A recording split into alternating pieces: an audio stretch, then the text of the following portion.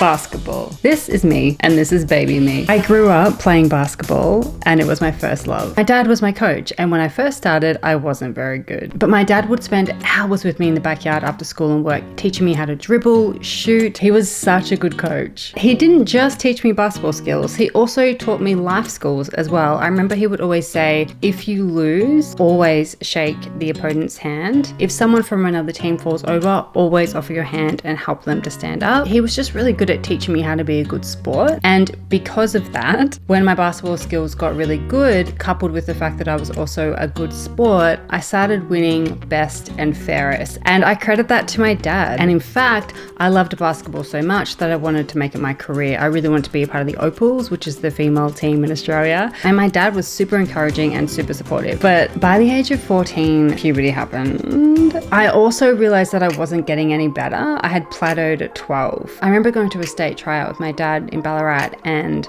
all of the girls were 12 and 5'10". And it was sort of with that I realized that I wasn't going to be a professional basketball player, which was sad. But at this stage, I had started to fall out of love with basketball and I didn't want to play it anymore. At 14 and 6 months, I stood in our kitchen and I told my dad I didn't want to play basketball anymore.